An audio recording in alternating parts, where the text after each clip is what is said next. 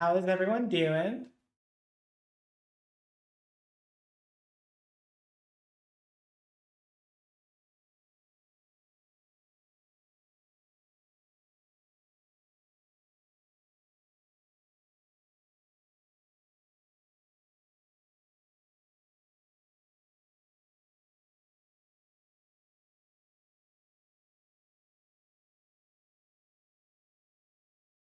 That's good.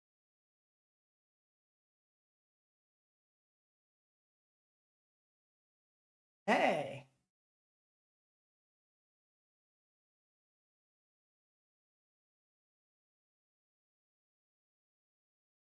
long time no see.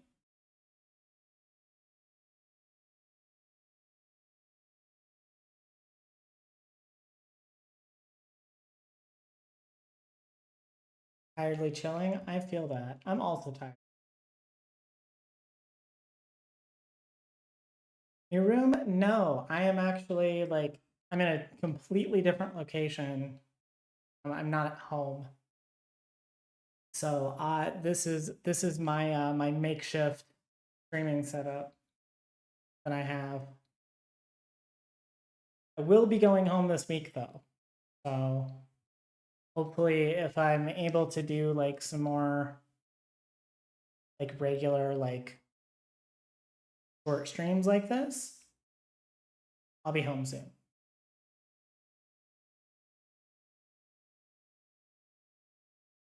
Yeah, how are you doing?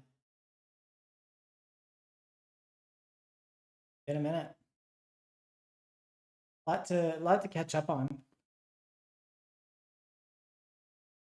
By the way, I have been like trying all day to figure out how I was going to do this. Initially, I was going to make this just a members only stream.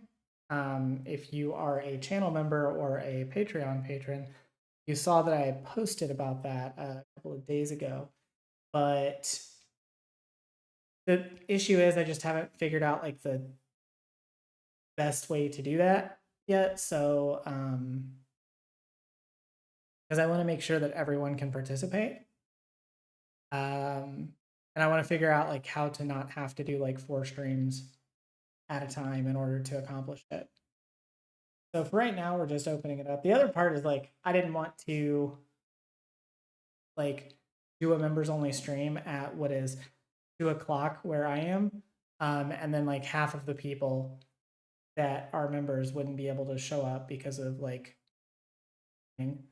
Not that I'm expecting this to have like a lot of people show up or anything, but at least the potential is there, you know?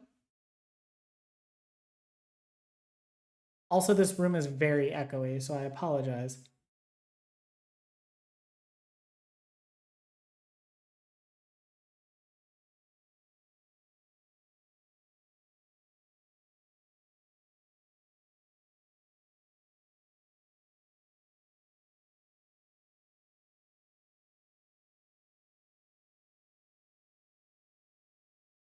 Yeah,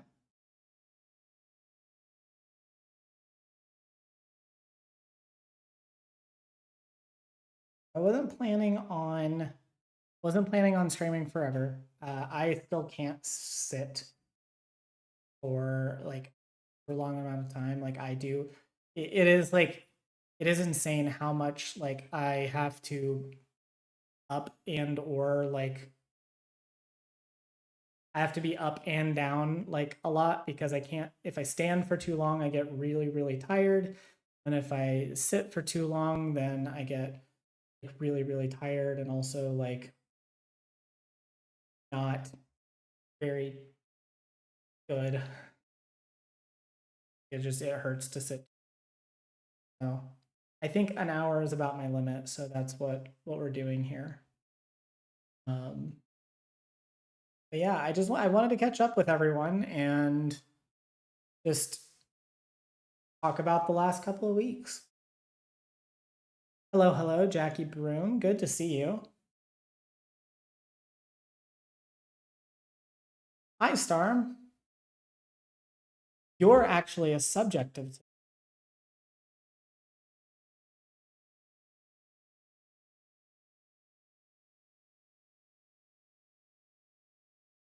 I wanted to show this off.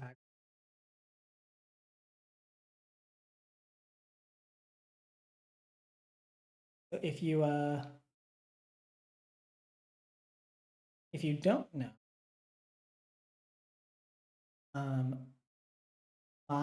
my birthday was just a few days ago, 4 days ago, and Starm, our lovely mod in chat,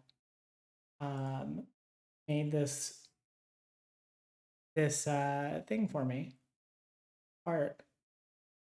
Very cute. I love it so much. And then there's like another, like an alternate version of her with a different dress. But I love this, and I wanted to show it off.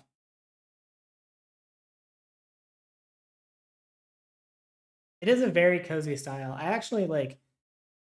I'm currently in the process of like my getting my like Sona made.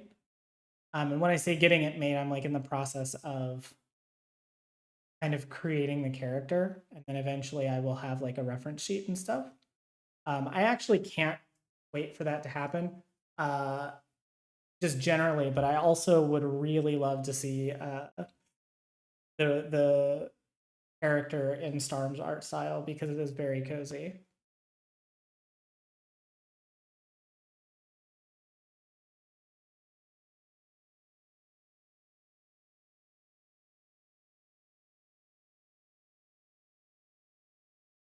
Also,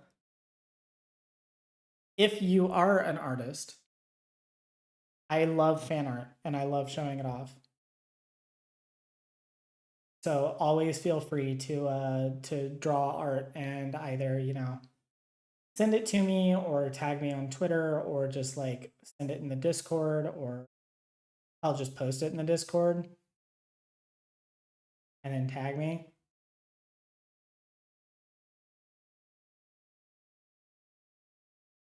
Like there will never be too much Saige fan art ever.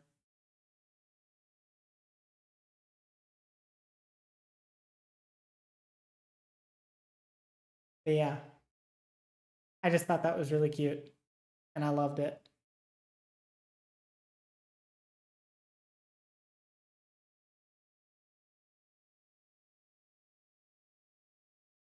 That's fair, Val.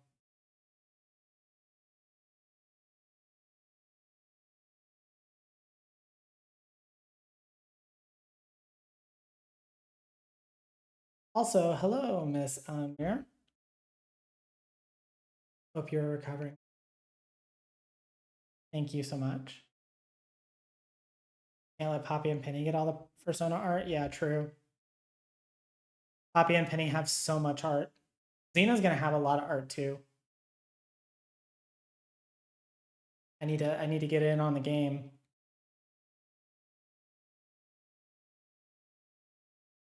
But also like I just really like the art and really like getting the art. If it goes well, maybe we'll have some other for the others. The Avengers of Fur, yeah. The Furry Avengers.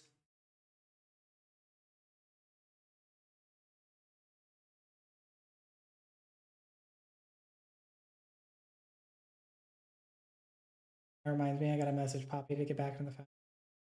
Yeah, just send a message. Or you can always email their channel email too.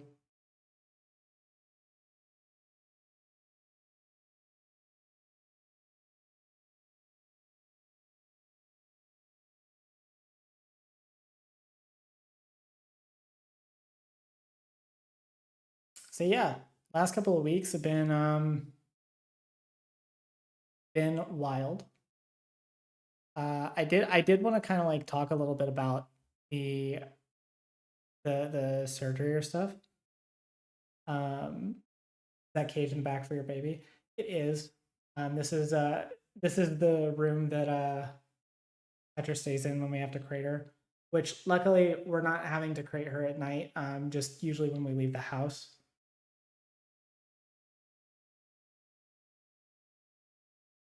Puppy or kitty, are you referring to the fursona or are you referring to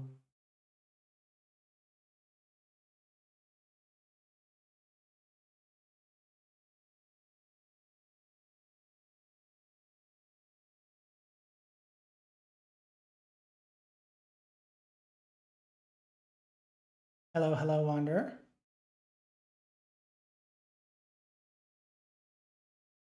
Oh, yeah, Willow. She's actually not here. Bottom surgery I've officially did. I was very good at it.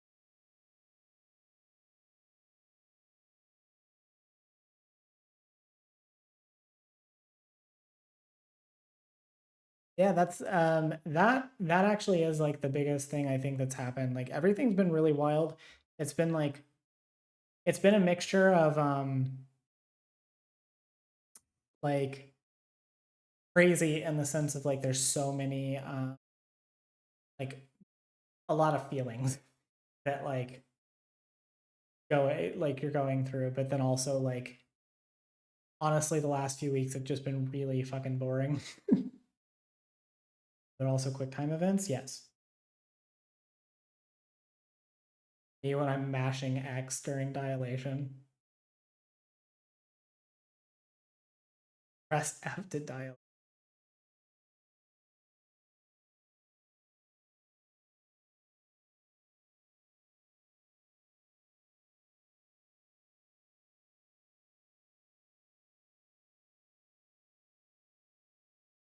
But yeah, it's been like it's honestly been like a little bit boring. Um, the last few weeks have just been like me kind of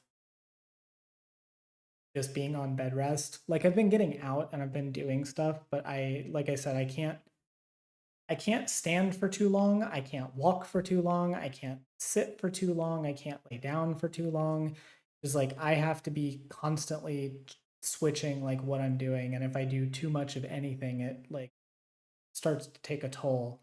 And eventually I just tire myself out and fall asleep. The body is amazing, but it is a very it is a lot to go as far as like just dealing with like the physical toll of surgery. Yeah, it's like physical ADHD.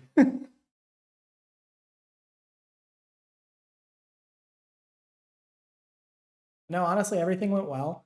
Um, I do want to. I do have a plan. Like when I'm back to like normal and actually streaming and everything and doing like full on streams, I do have a plan to actually talk about kind of like a check-in thing of like how things have been going with this like since surgery and like a little bit of my experience. But I did kind of want to talk a little bit about it today because I think it'll be fun to have like a small little mini segment talking about um like talking about the actual stuff like as I was going through it like early on, and then later on I can have kind of like that check video because I think it'll be I think it's always good to have more information about this stuff out there. Um, so yeah, honestly, like, and keep in mind that this is going to primarily be kind of like a just me talking to chat type of thing. I'll just be like, I'll just answer questions that you have mostly because everything is really straightforward. The gist was, um, I had initially, so this is like 2 years coming almost because I got my first consultation for the bottom surgery back in 2022, back in like near the end of 2022. And then of course I had like I had to do 2 consultations because there were 2 surgeons because of the type of surgery that I'm getting. So there are a few types that you can get. Obviously, like penile inversion is the like it's like the kind of standard that people think of. It's also like, to my understanding, the most like the easiest access one due to cost. And oftentimes insurance, if they cover bottom surgery, just want to do penile inversion. But there's that, and then there is the other method, which is peritoneal pull through, and this is sort of a hybrid version of it that is robot assisted. So essentially, like they take little like robot hands and make some incisions, and that's how they like craft everything, because they're basically doing the peritoneal pull through kind of like technique in like the inner part of the vagina, while penile inversion is then done to do the outer like area. Can you shoot lasers out of it though? That's for me to know and for future lovers to find out.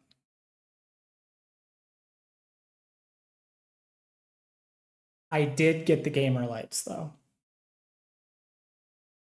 I do have a full Razer chroma key vagina. No, it honestly is. I actually, Storm, I actually watched a video of the procedure, like the actual procedure. It was not mine, obviously. They didn't like take a video of mine and I get to watch it or whatever. But I did watch a video of the procedure.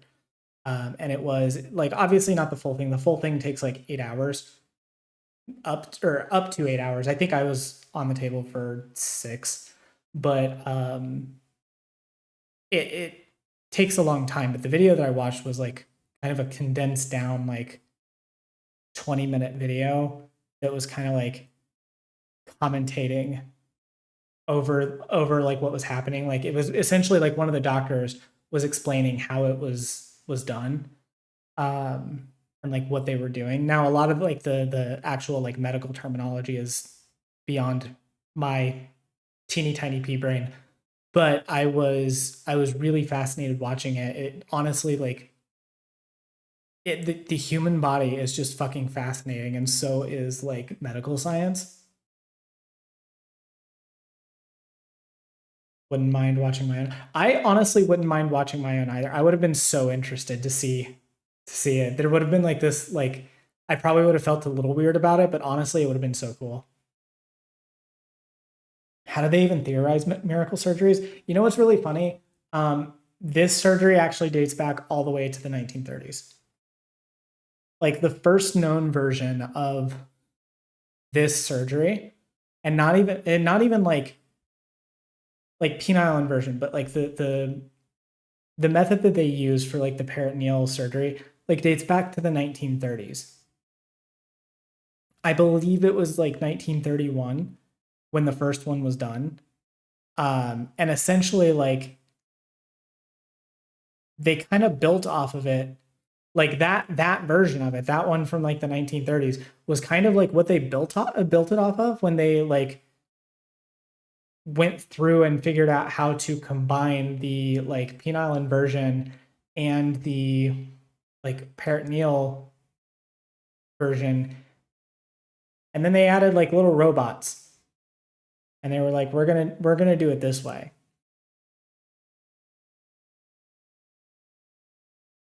And it's like it's super cool. Like this, yeah, the surgery like is fucking ancient. And like it's well like I like this version of the surgery is not as well documented because I believe it was developed like this version of it was developed in 2017, but like the basis of it goes all the way down to the 1930s. So everything is better with little robots. Yes. Yeah, it's nanomachines. I got a nanomachine pussy. Nanomachine, son.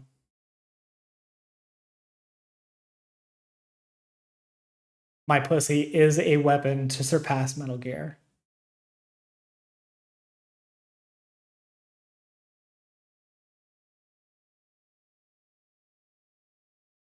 Yeah, no, Starm, you're entirely correct. Like the actual science is really fucking cool.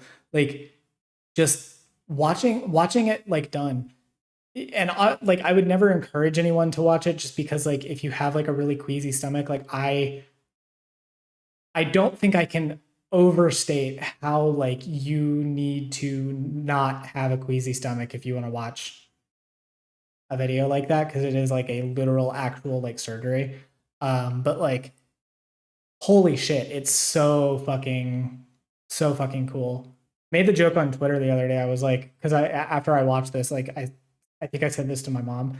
Like I literally just watched like the How It's Made episode on my pussy, and I just like I really need the How It's Made guy to VO the stuff. Yeah, no, I like literally if you don't like if you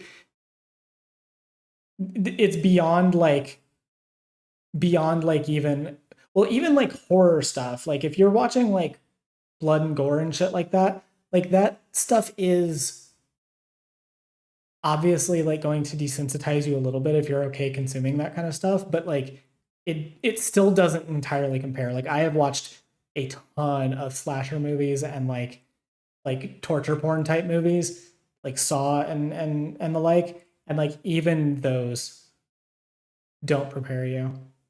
Hello, Kif. We're discussing my brand new pussy.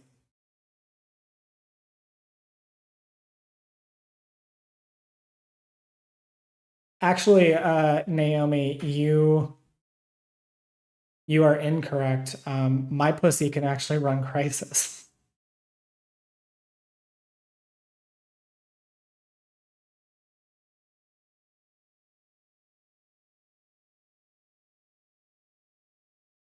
One thing that got me at eye stuff. Well, good thing.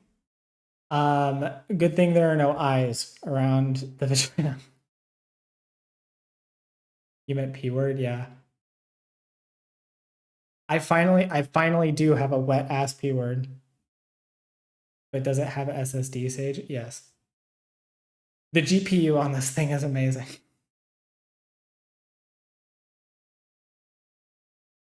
No, it was really cool. And then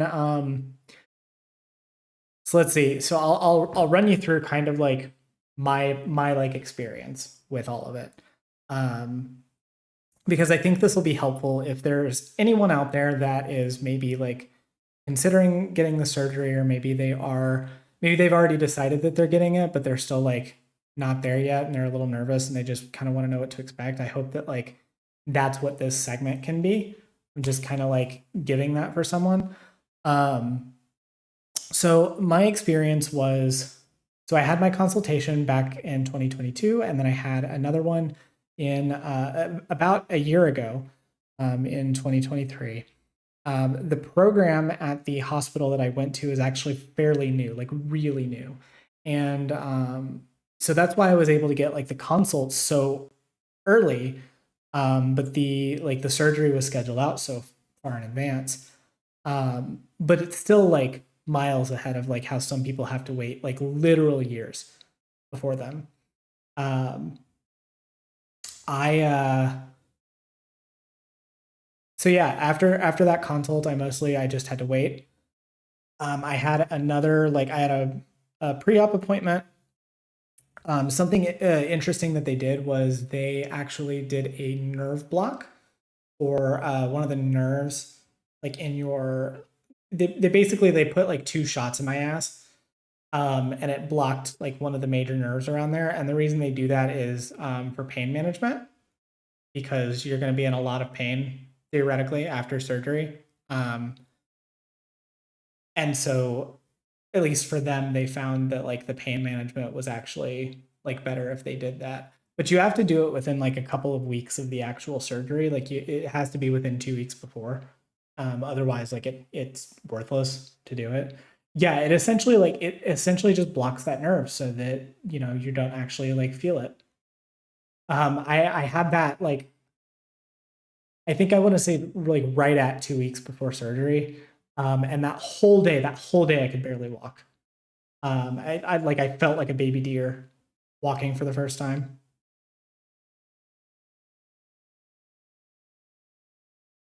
I really need to start therapy both to get help, but also to start on the bottom surgery process. Yeah, base, do it. Because of the pain? No, the reason I couldn't walk was because like it literally like locked the nerve. I couldn't feel anything for a while. I had to basically wait like an hour um in the like post operative like whatever like the room that I was in. And then Xena had to drive me back, and they will tell you I was like barely able to walk. Like that, like they had to help me around because I literally just couldn't do anything for several hours. I think it was like 6 hours before I was fully able to walk without really any like needing any kind of help. And so then like I had that, and then I had to talk to anesthesia. Um, they called me a little bit before the surgery, like about a week or something. And then I had a time that I was told when anesthesia called me, and they told me to be there at 9:30. But the hospital called like the day before to confirm the time, and they're like, "Be there at 5:45." And oh boy, I did not get like hardly any sleep. I got some sleep, but I didn't get hardly any sleep because they called me at like 4 o'clock and was like, "Be there at 5:45," and so I just had to like take a shower and go to bed. 5:45 a.m. Yeah. Um, and because of like traffic and getting acquainted with everything and like getting ready and all of that shit, like I had to wake up at like 4:30. Like 4 4 or 4:30. Yeah, medicine never rests. Also, if you're like me and you're diabetic, if you are on anything like Trulicity or Ozempic or Manjaro or anything like that, you will have to be on a full liquid diet for 24 hours before surgery, unless you have like not been on that medication for over a month. Type 2. To be honest, I don't know if I'm still technically diabetic. It's been a minute since I've had a test, but I'm still on medications for it, and I still do like occasionally test my blood sugar because I do feel like spikes and drops. So, well, a full clear liquid diet, I should say. Like you can have literally like water, like black coffee, um, like tea, clear like the pre-surgery like Ensure drink, which is like the most disgusting thing I've ever had. I don't think you can have Monster now. I actually don't know. It depends. They let you have like Gatorade, um, but you can't have like red or purple Gatorade. I was just barely under the threshold for it. Like for FFS, I will also have to be on like a clear liquid diet, but only for like the 2 hours before surgery, like from midnight to my surgery. But that's just because I've been off of my medication for the better part of a month and a half now. Oh yeah, I had to have like magnesium citrate a couple of days before. That was so fun. That was so fun. So I get there at 5:45. The surgery was scheduled for 7:45. And so like it was me and Zena and my family were there. And we get there and I barely like I had been freaking out about this for a month, which by the way, like entirely normal if you are like about to go through this or anything and you are like I promise you it's going to be okay, but it is very normal for you to just be like all over the place. Like I was all over the place because I was so nervous. I was so like worried. I had a lot of like anxieties, not about the surgery like going well, but just about like a lot of like oddly specific things, which I can get into a little bit. Yeah, surgeries are just stressful in general. But I get there. I've been freaking out the whole time, and I was like, we're all there, and I'm thinking, okay, basically my entire family was there. Poppy wasn't able to be there because she wasn't able to move some of her like stuff around. So it was just me and Zena and a couple of my family members. But basically everyone was able to be there like when I went in. And everyone visited me, by the way, afterwards. But um, I get there and I'm like, okay, I'm gonna be able to like sit down for a second. I'm gonna be able to like take a breath. Happening. I get there. I know sooner, like no sooner than I like my ass hits the fucking seat, and they call my name. I did not have like any time to really like sit down and like process or anything. So I just had to get up and go. Um, and so I went back. I had to like undress and like wipe myself down with like some solution and just sit and wait. I had to sit and wait in the like pre-op area for like an hour, I think, before they started wheeling me in. And I don't remember anything else. I literally like they gave me some medication before I went back. I think it was like some anti-anxiety medication or some sort of like thing like that. Um, and I like basically I remember leaving the pre-op room, like being wheeled out, and then I remember hearing the voices of two of like one of the surgeons and one of the nurses that like I had been in communication with that like I knew them.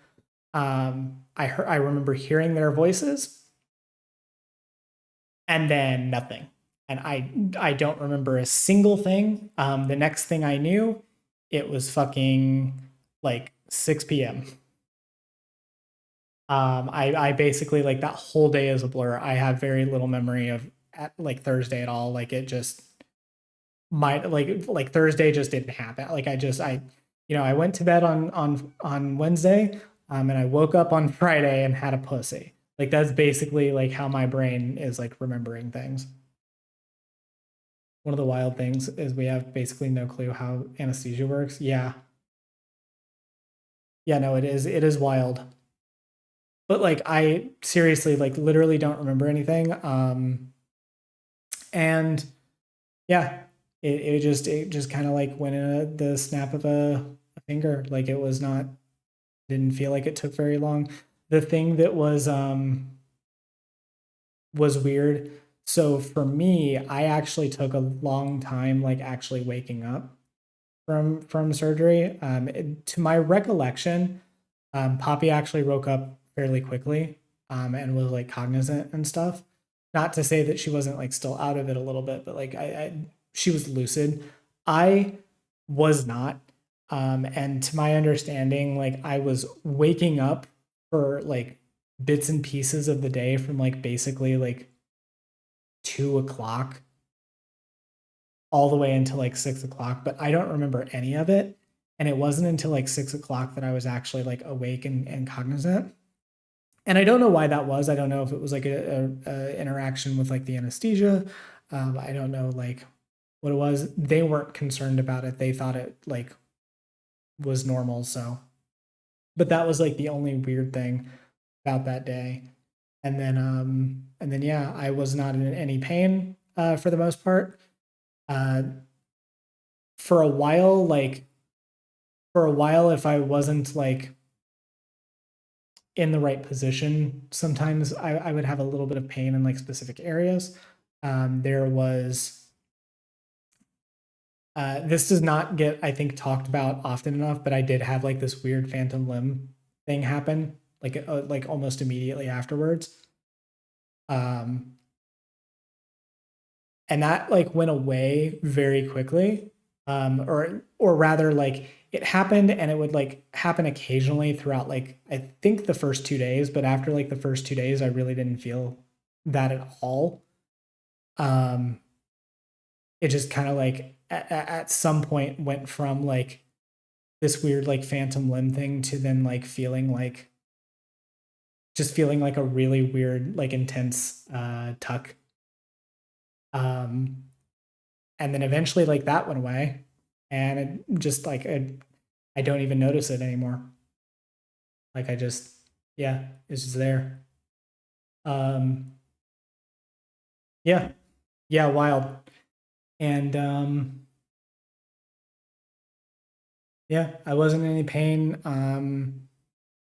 Actually, the in my case specifically, both both surgeons told me everything went like exceptionally well, like better than thing like even better than like it normally does. Um, and that was really cool. So I like even my pussy is a try hard, but everything went really well. The only real hiccup that I had was that like so they put a dressing on you, right? They put like a wound vac, and you have to have like a catheter in, and um, like everything's packed up and all of that. Like, and you have to have that for like 5 days. And for some reason, like the seal on the like vac just broke. And so after like day 3, I think they just disconnected it. It didn't affect anything, at least not negatively to my knowledge. Like everything turned out fine. They weren't really like super concerned, but that was like really the only like weird thing that I noticed as far as like the healing time. And then it came time they took everything off like 5 days later, showed me how to dilate, which was an experience. I will say, the first time that I dilated was like there was a little bit of pain there. Um, that went away after a few days. Um, and now it's just fine. They give you like so they give you like 4 dilator wands, and your goal is to have like the largest one that you can. Now they size you to the largest one, like they literally not to like content warning for like surgery discussion, like a little bit graphic, but like when they are like creating the vaginal canal, like they literally like wrap it around the dilator, and they like that's how they size you for it. You can have like the whole thing. Um, then they kind of like put it in like it's a little tube. Really really cool. But yeah, first time was a little painful. After that, it really hasn't been. It's just a thing. The only real like the only real shitty thing about dilating right now is like how often you have to do it. Because just it's annoying to have to do it as often as you do, but that gets better over time. eventually you go down to like maybe once or twice a week if you are like, especially if you're like sexually active and like having like receptive intercourse. um like after I think like a year you only have to really do it like once or twice a week. But yeah. um Also, to that end, not that like this is necessarily relevant for anyone, will you ever have to not do it?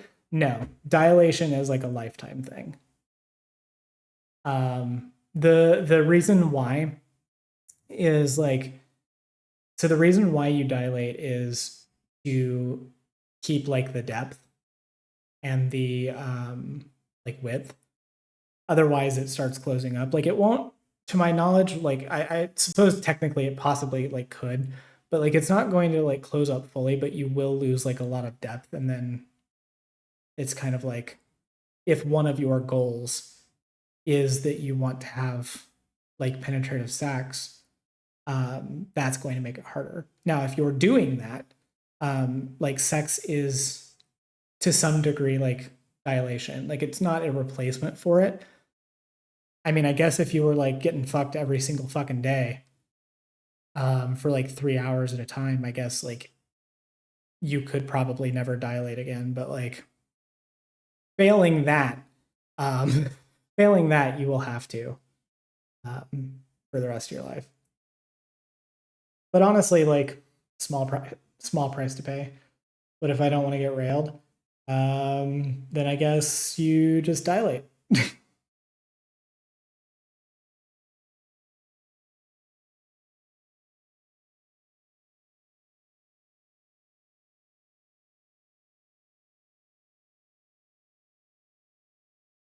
It is a rail or be railed world out there. True. But yeah, the other thing, and I was going to mention this to people too. Now, obviously, this only applies if you are over the age of 18. If you are following my Not Safe for Work account on Twitter, I have been posting progress pictures of things. So I have a picture from like the day after they took the dressing off, while I was still in the hospital, and then um, and then a picture from right at 2 weeks after the surgery. And I'm going to continue like posting some milestone pictures for a minute. Just like, here is, I think the next one I'm probably going to do is like in a month, like a month after surgery, and then a couple of months, and then you know the big milestones will be kind of like, at that point it'll be like a month and then 2 months, and then like 3 months is kind of like when you're expected to be able to have sex again. And then 9 months is considered like fully healed. So that'll be kind of like the thing. Dressing, salad dressing, yeah. They lathered me up with that Olive Garden dressing.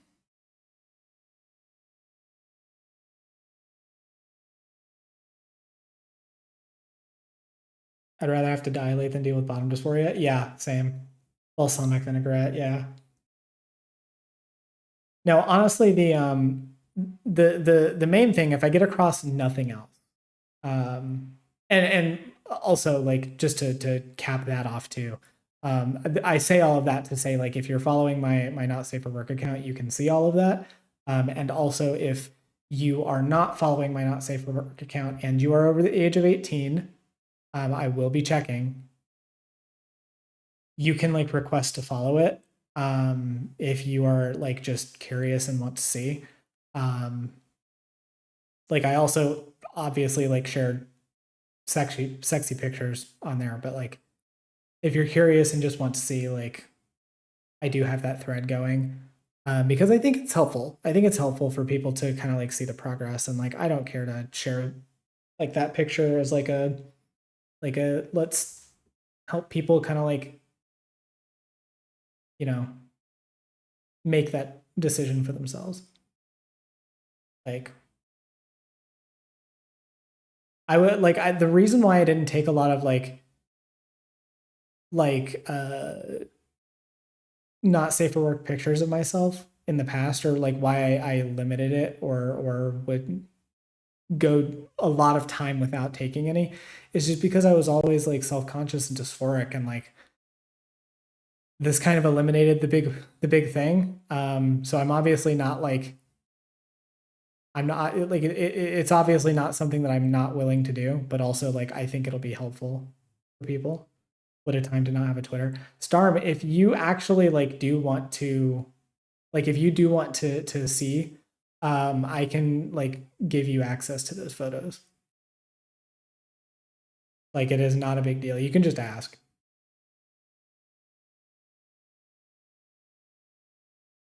I mean, like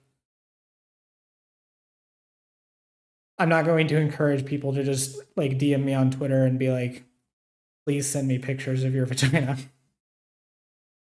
I've had enough of that in my lifetime. But yeah, like if you're like actually interested, like just DM me, Storm. I will give you access.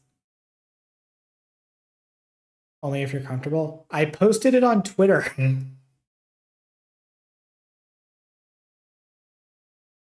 Yeah, same goes for you, Christy. Like if you want to be like added to it, just you might already be following my not safe for work account. I don't remember. If you're not, just send a request. Unless you're still like not on Twitter, in which case, same deal with Storm.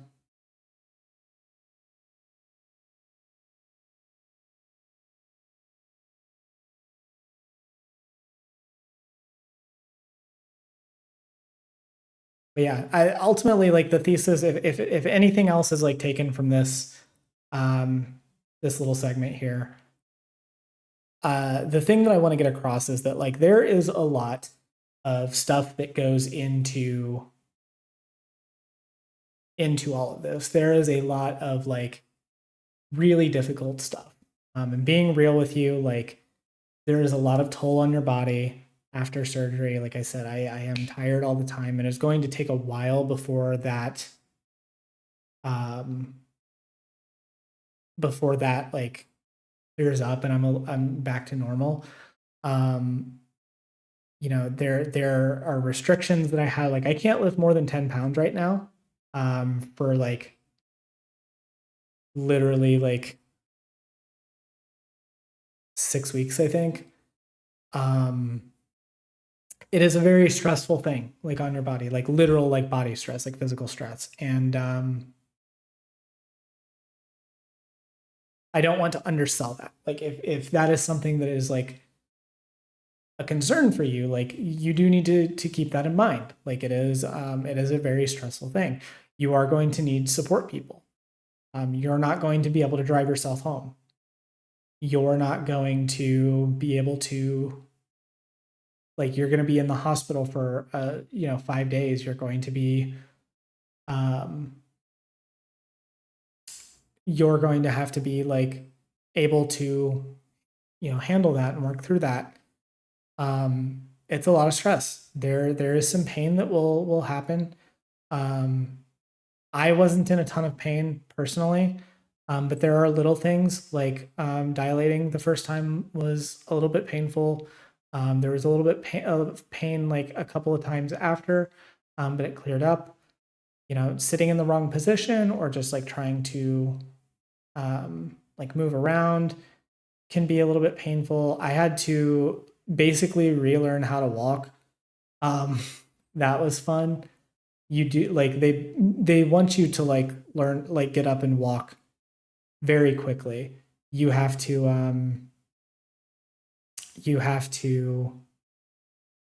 get up and into a chair like on day 2, like day 1 or 2, and then they want you to start like walking around starting on like day 2 or 3, and like yeah, there's a lot to it. And like I said, dilation is something that you have to do forever.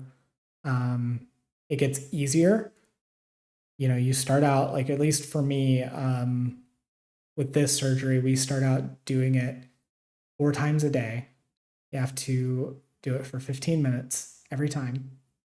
So find yourself something to read, put on some music. That's something that I've done, is like putting on music actually helps, because then like my brain can latch on to like short bursts of time rather than like getting invested in something and then like wondering like how long it's been, but then it's only been like 30 seconds or something because of the ADHD.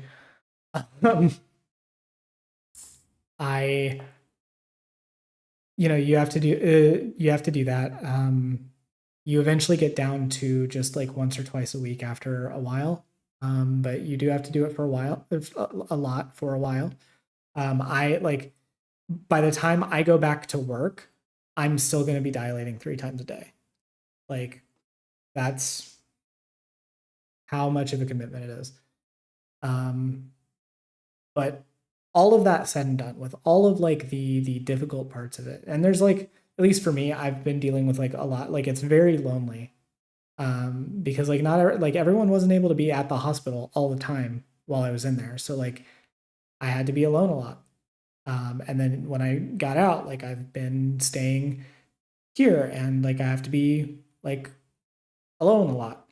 Not like entirely, but like a little bit. And I also have to be taken care of. Like I can drive, um now that I'm not on any like pain meds or like muscle relaxers or anything, but you can't do like a lot. Um and so like people have to take care of you a little bit. Um but even with all of that, even with all of those things that are like difficult, a lot of that stuff is stuff that just like, it's not really that bad. Like if you think about any of those things like individually, a lot of it is stuff that like you can deal with in a like typical like normal everyday setting as well. Like I get lonely a lot. There have been times in my life where like people have had to care for me, or I've had to have support people. Um, like if you've ever been injured or had to like go through anything like that, like you know what it's like to, be laid up after a hospital stay. It just is like, none of that stuff is on its own like really all that bad. But it is something that like people are going to consider when they are wanting to go for this. And I would say that the benefits of everything have far outweighed any of the challenges that I faced. When I say challenges, I literally just mean like things like it's depressing being in a hospital. Like it's not like, we're not talking about like a lot of like a lot of medical consequences or like things that like they weren't expecting. Like I'm literally just talking about, I've been in a hospital and that sucked. Um like I would say like the benefits have far outweighed everything. Like my dysphoria is so much better. I feel like more in tune with my body. Um, like I'm actually like more comfortable with myself and excited for like a lot of like the experiences that I'm going to be able to have, and a lot of like just even like little things like, like it doesn't even have to be like sexual stuff, but like just like little life things. Um, I'm just like, I'm really excited. And if I could like give anyone like one thing to take away from this, it's that like even though there's a lot that goes into this, and even though it is still like a surgery, and it's still a major surgery, and it's scary, and there's a lot of like stuff that you have to deal with, and it's very like, it's not an easy thing, but it is so worth it at the end. At least it has been for me. And like, as much as I would never want to like push somebody into one direction or another, because it's a very like, it's a very individual and personal choice for somebody to make. If this is something that you're considering, and if this is something that you want, and you have a lot of bottom dysphoria, highly consider it. Um, and also, I went to the same place that Poppy did for her surgery. So if you are in, the area, and you have like, if you can find out whether or not like your insurance is likely to cover it, reach out, and I can see what I can do to like, at least give you the recommendation for who to call. You know? Um, but yeah, Anyway, that's kind of all I wanted to talk about with it. I want to go over like a couple of other things, and then I have to get going because it's been a little over an hour, and I'm starting to get a little bit tired.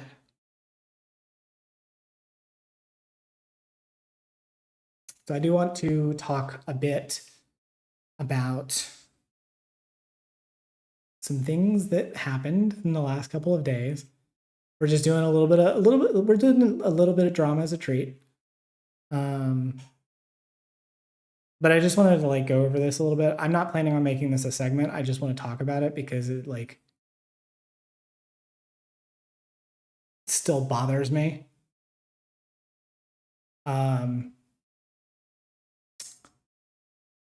Yeah, we're doing a little bit of drama as a treat.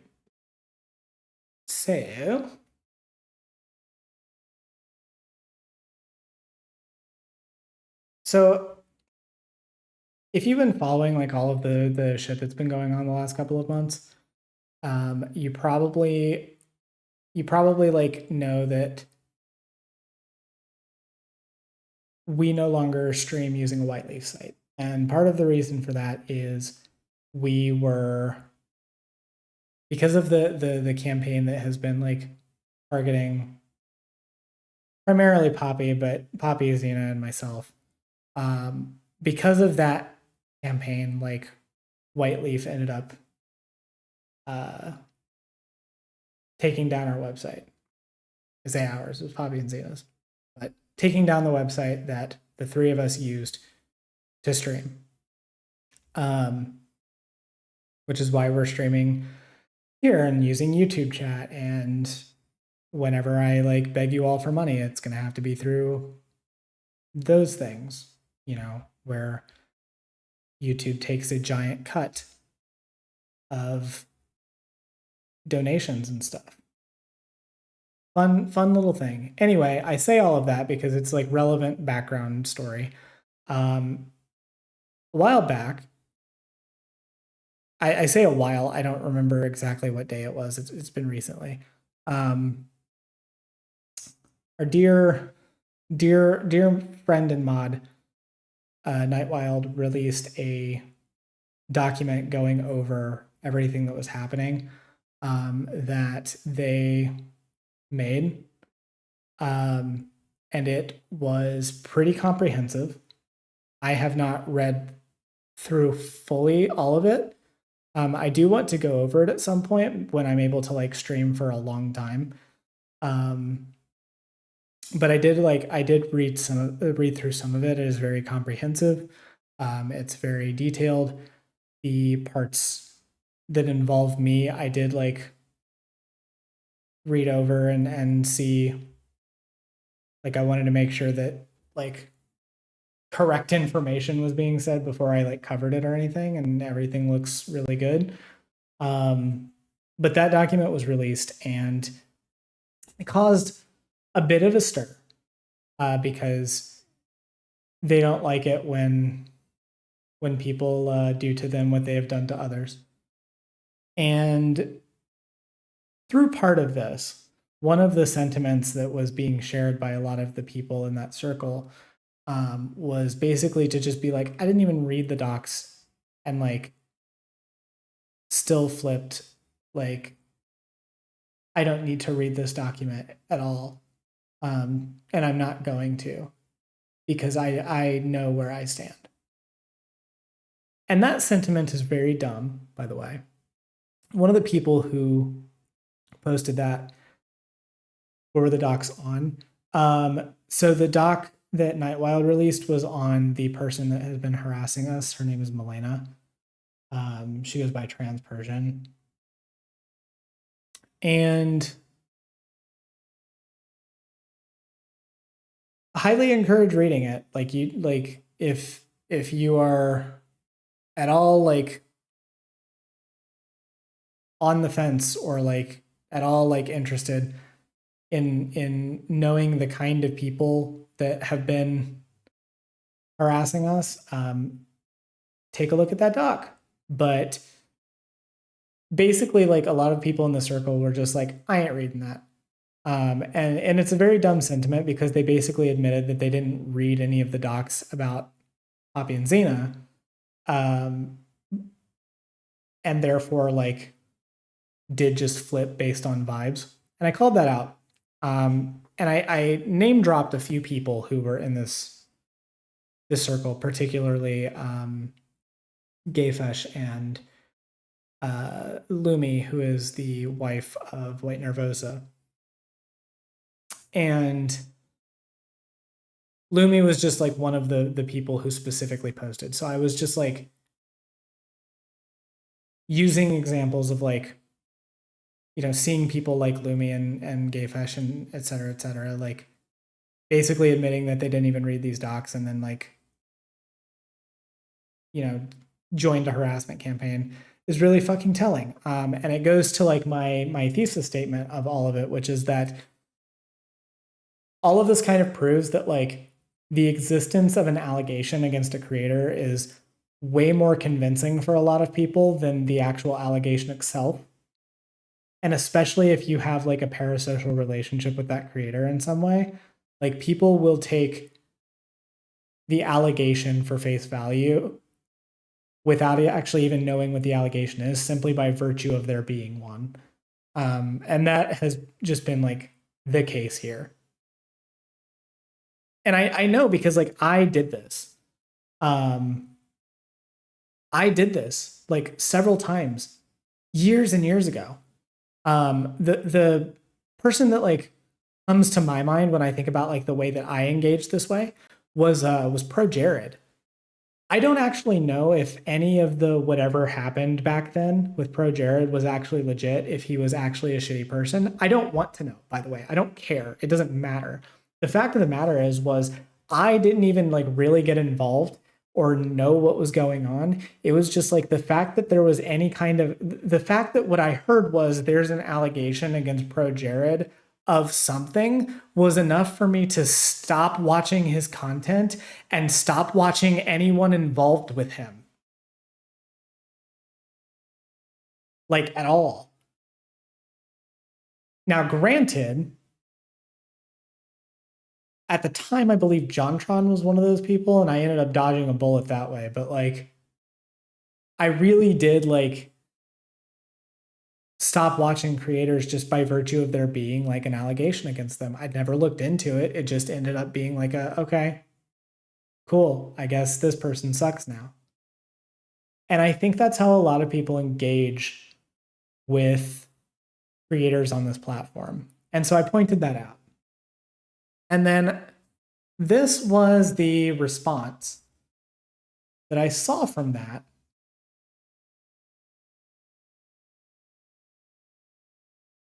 From White Nervosa. Quote tweeting me basically saying, hey, I am going to be like muting all of like the names of the people involved in all this stuff, which I did.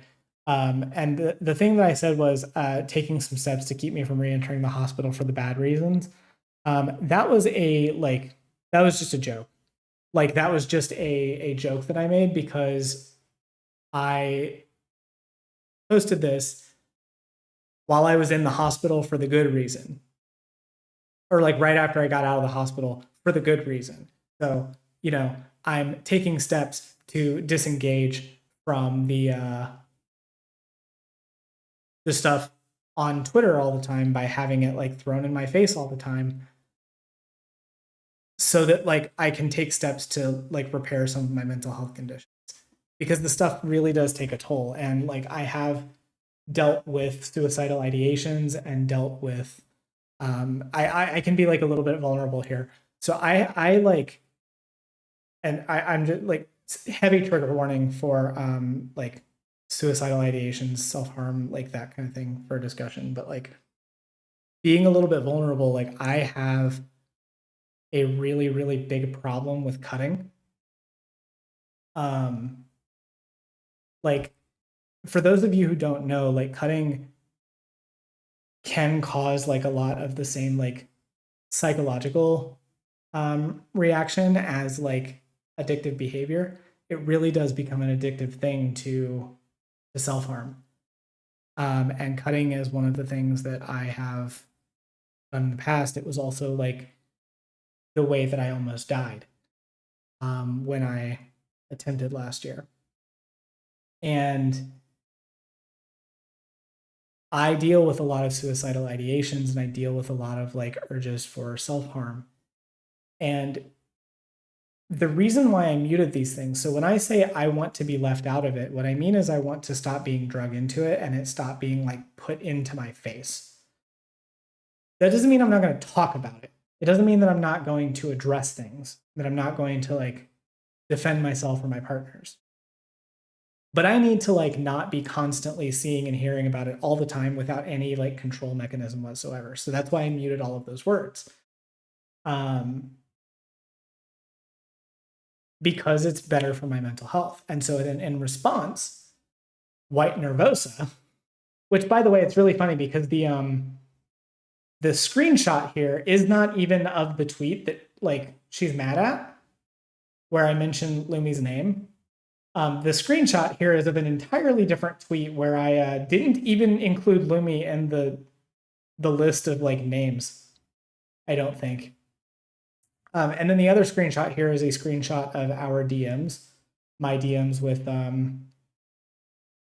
White Nervosa, in which the day that the website was taken down, I was spiraling very hard to the point that I was like very, very actively suicidal. And if it wasn't for the fact that Poppy and Xena,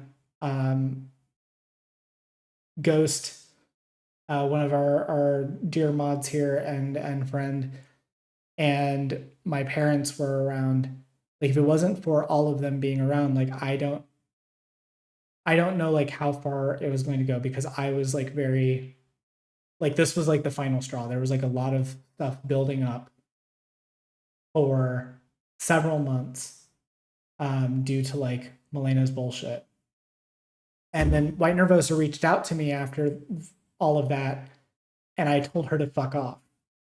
And I stand by that, by the way, because she asked me like, you know, is this an attempt? Is this real, or are you just doing this for attention or whatever? Which like I thought it was bad when people made that assumption. I also told her that's none of your damn business and fuck off. I don't want to hear from you. And I stand by that. But this was the response that she made, which was keep my wife's name out of your mouth. Maybe your girlfriend will visit you more times than you've threatened to kill yourself. So obviously this sucks. Like this thing here. And I want to make it very clear.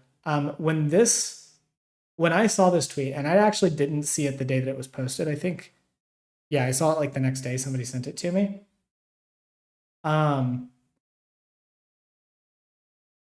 When I saw this tweet, it actually really did fucking trigger me. And the reason why that is because I'm actually not really all that bothered by jokes made at my expense. What I do get bothered by is people assuming that like my mental health issues, like my issues with suicidality, are just for attention, that they're attention seeking or whatever. Because I know what I went through, and they fucking don't. And it really triggered the fuck out of me. And so I obviously responded in kind to this, and I will not defend what I said. Not that I care enough to like delete it or apologize or anything, because I don't feel that White Nervosa is owed an apology from me. I'm owed an apology from her, which I will never get. So I don't care. Not that I think that my words were great, but that I don't care. But this is not great. And the reason why this is not great is because this is literally doing the thing. It is both making fun of somebody's suicide attempt and suicidality and mental health issues, which is just ableism, by the way. It's just ableism. And also assuming that I just did it for attention, which for those of you who know the full story,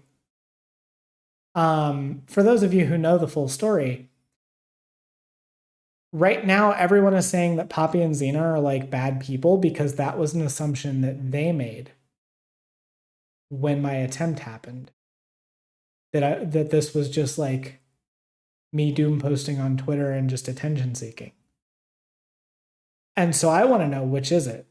Like, are we bad people for doing it or not? Because apparently it's okay when everyone else does it, including the people who want all the credit for saving my life, by the way. See these reposts right here? If I remember correctly, and I think this post was deleted, but if I remember correctly, one of these reposts was Rain.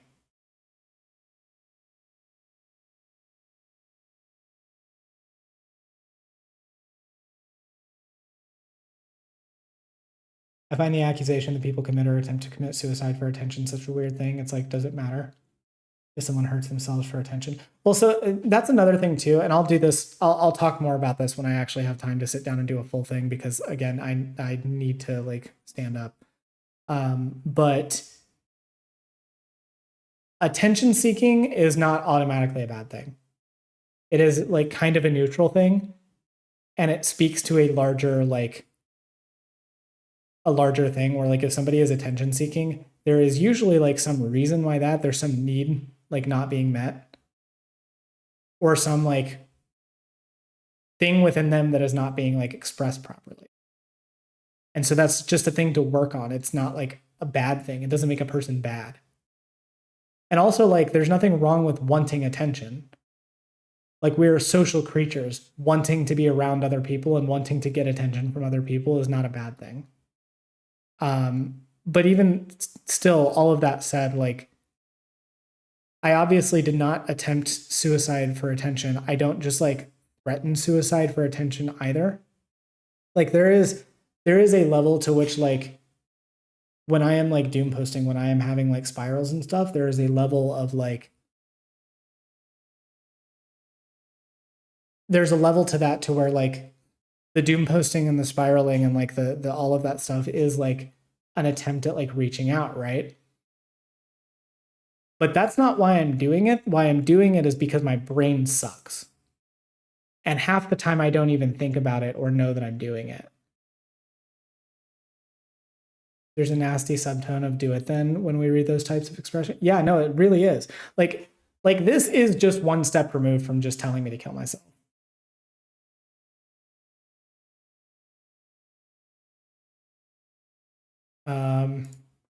So then we'll get into the other one. So this was the follow-up to that, responding to none other than Gayfesh. I don't have the original tweet that Gayfesh was. I don't really care.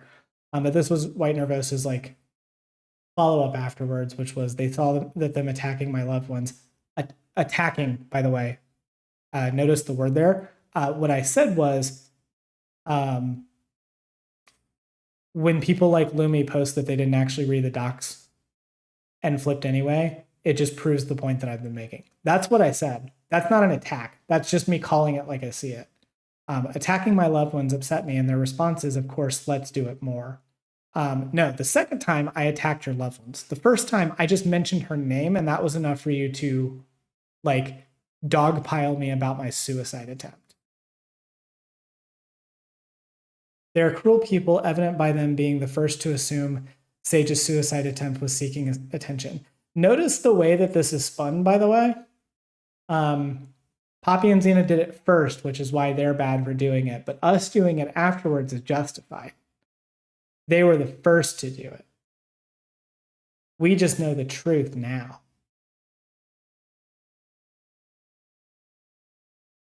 It's really weird. Yeah. So I wanted to go through that. I also wanted to go, I'm going to do this really quickly. Okay. Really quickly, because I do need to like get up. So the other thing that happened a couple of days ago was I started a little bit of discourse, which it's nice. It's nice that I've kind of gone back to my roots of being incredibly correct online and then getting dogpiled by the worst people. So we'll just go over it. So I have a video that's going to be coming out in the next few days that I recorded here that is clarifying some things about my anti-electoralism video from last year, the one on Israel and Palestine, and why I don't like anti-electoralism over that. Because I was starting to get like more comments on it, not like a ton, but just like some. And I wanted to clarify those things. And so I recorded a video. It's being edited. It's going to be out soon. But then after I made that video, I made this meme and I posted it on Twitter. And so we're gonna go through it. Actually, and I'll show you what like started this. So, but we're gonna do this really quickly. We're just gonna speedrun the shit. So my lovely partners posted this. Hot take, Israel and Palestine are only one issue in this election, and we refuse to let Trump win and destroy trans rights. Withholding your vote from Biden over one issue that Trump will be worse over is fucking insanity, and the fact that I'm seeing people I respect fall down the anti-intellectual, anti-electoralism rabbit hole is disappointing as fuck. As my girlfriend said, anti-electoralism is just accelerationism with a new coat of paint. So this tweet is incredibly correct and based, and all of us are always like correct and hot and based. That is just what is reality. This tweet actually came out of a discussion we had on my birthday, because I was with Poppy and Zena on my birthday, and we're just like talking about stuff, and like this was something that came up in conversation, and that's what I said was like, anti-electoralism is just accelerationism with a new coat of paint.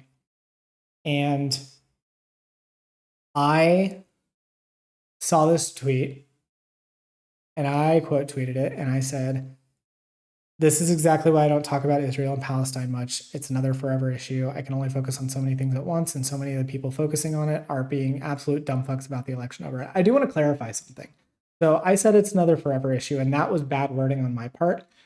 What I was trying to get across with the it's a forever issue is not that it's not worth worrying about, but that this is not an issue that will just be solved through the election. And none of these issues are issues that can be solved just through the election. Like, we are constantly always going to be having to like work and fight and do more. But Palestine is like another one of those issues where it's like, this election is not going to change anything. The genocide happens whether we like no matter what we do. So it's not about whether or not we can stop it, and more about what we can do to mitigate the effects later and what we can do after the election. And there's less that we can do after the election if Trump wins. Anyway, moving on to the next part of it, I said, I think allowing America to fall to fascism by not voting for Biden over Palestine is bad, actually. Having two fascist countries engaging in multiple genocides is a worse outcome. Anti-electoralism is just accelerationism with new branding, and accelerationism is morally abhorrent. And again, I'm correct. And so this was like the precursor to it, but this was the tweet that started the discourse. Because I quote tweeted this, and I made this meme. This is a good meme, by the way. Anti-electoralism is new wave accelerationism, which is true. And I said, people can be mad at this, but I'm right. There's no sense in punishing every other marginalized group in America by throwing the election for Trump over something Trump is demonstrably is bad on. I would actually reword this too. I would say Trump is worse.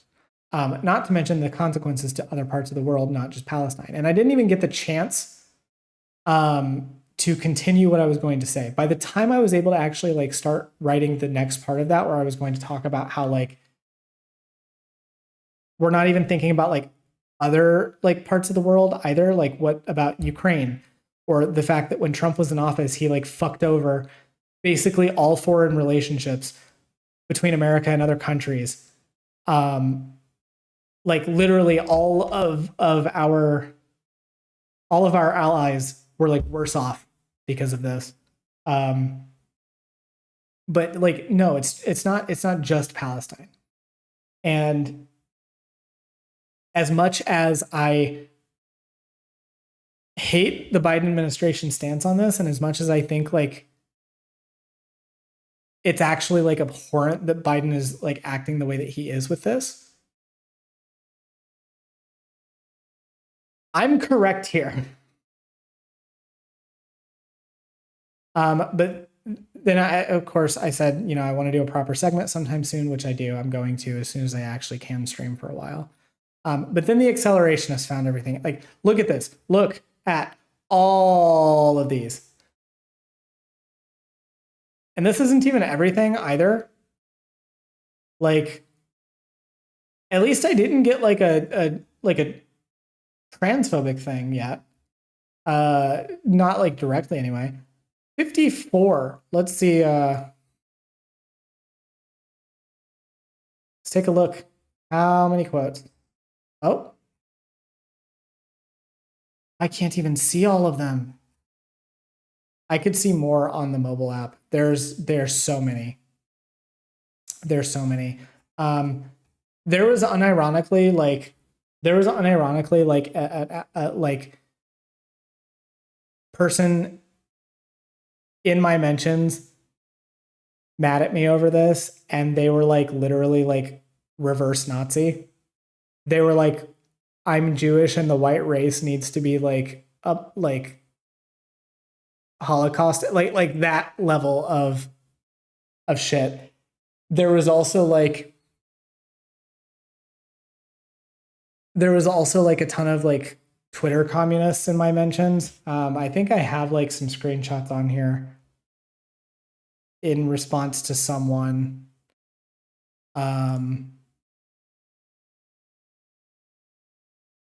I don't remember where it is. I have screenshots that somebody asked about of like Twitter communists, and there's like one of these accounts was like literally retweeting shit that, from people who were like sex is bourgeois propaganda, like that kind of shit. But yeah, like I'm not gonna go too in depth in this, but like this caused like a shit ton of discourse, and I was like, I had to turn off notifications. And then eventually I just like set it to where like only people that I follow can reply, because like I don't got time. I don't have time to deal with all of it. Are you talking about that Nick guy? Yeah, that was one of them. There was another one that was like straight up just like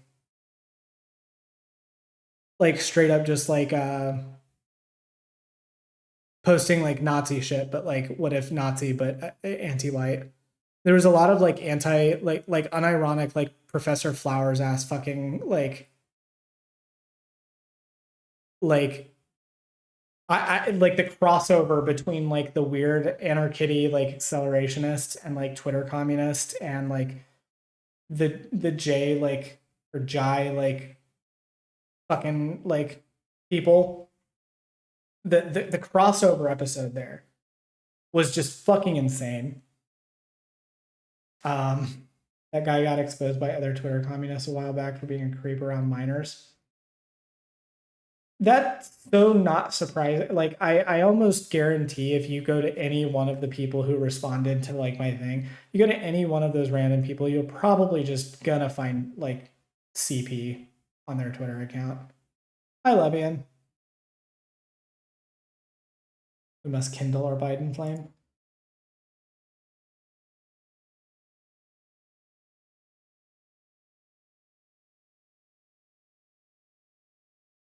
So being really quick, because I'm going to end up like having to go in a second.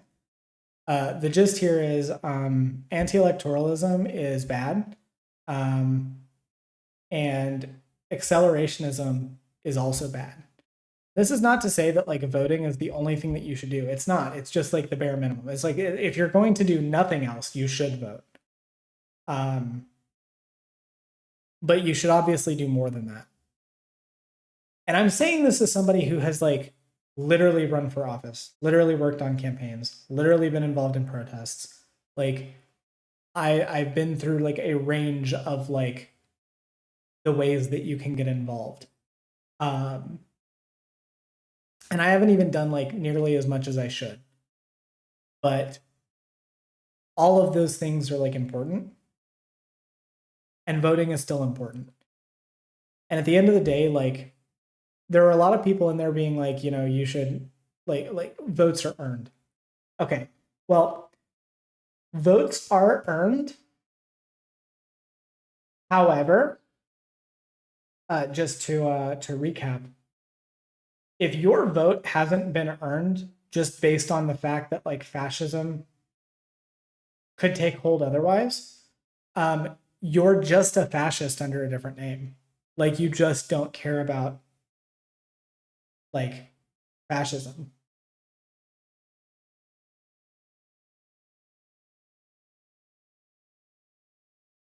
I feel people who only vote every 2 to 4 years don't get to talk on this. They have done so little. I honestly, I feel people who just vote every 2 to 4 years are actually probably better on this than the people that I'm like fucking dealing with. I'm gonna be really like honest with you. I think the people who are like, if they're just voting every like 2 to 4 years, they're still doing more than these fucks. Like, it's literally like that tweet where it's like, you think voting is going to do anything? That pales in comparison to my idea, which is to firebomb a Walmart, and then they don't firebomb a Walmart.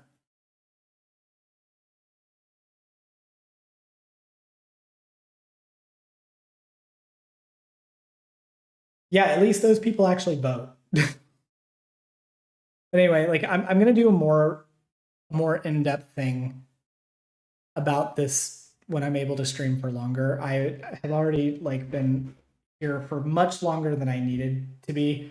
My like I'm starting to get very tired and sore, so I'm going to have to end the stream now. We'll see what comes from this. I think I wasn't really going into this with the intention of like doing a bunch of segments or anything. Mostly I just wanted to see you all again. I just miss streaming. So you know,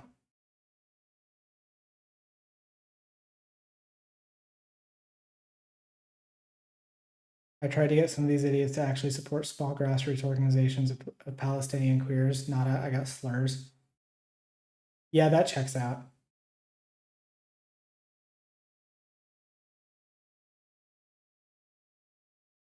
Yeah, so hopefully I can do more for this. I can do more streams. We'll try to do another short one. I'm also going to try to figure out the patron and member only ones because I do want to do that as like a thank you to everyone, just for all the patience and just kind of like a celebration of like the new pussy. Maybe I'll try to figure that out and then do so while I'm out on. Probably not. I'll be like too like not, but maybe before that's like right around the time. I will. I will keep enjoying the new year. All right. I will see you all later. Thanks for showing up. As like a final thing, if uh, if you do feel like supporting me, all of those links are down below. I'm not gonna go into the whole thing because I'm just too tired. But yeah, thank you all so much. Bye.